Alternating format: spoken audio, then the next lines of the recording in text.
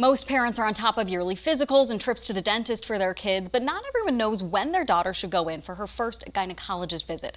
Here to talk with us about that is Amber Latsch, a nurse practitioner with SSM Health. Thank you so much for being here today. Yeah, my pleasure.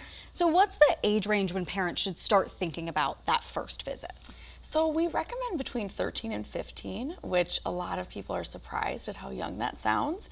But the American College of Obstetrics and Gynecology recommends 15 at the latest for coming in to see us. Why is it that that's the age range? Because like you said, for some people that might sound really young. Yeah, so there's a lot of things in school, online, social media that give really confusing messages to girls and adolescents about what's normal for their body, what's not.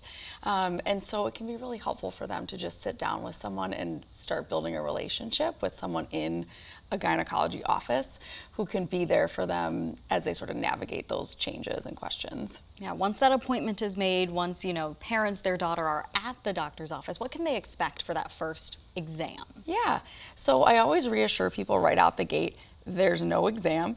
Only in very rare circumstances would we physically do a pelvic exam on a teenager like that. And it would only be if they were completely okay with it, with their consent, nothing that would come unexpectedly to them. What questions is it common for, parents and girls to have when they're at that first visit? Yeah, so a lot of parents have questions about when should we start things like pap smears for cervical cancer screening.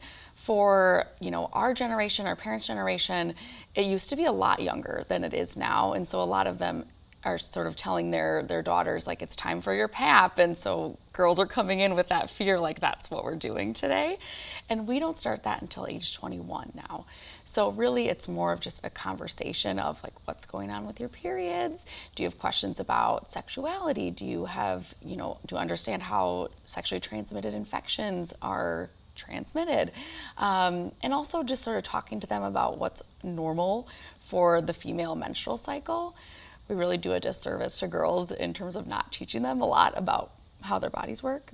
So that's usually one of our big goals. Now, for that first visit, do parents need a referral in order to make that appointment? Nope. So OBGYN is one of the only specialties that's an open schedule clinic. So anyone can call and make an appointment or do it online. And oftentimes it is the parents, but sometimes it's the daughters themselves that will call and schedule, and that's perfectly fine. All right, Amber, a lot of really important information today. Thank you so much for being here. Yeah.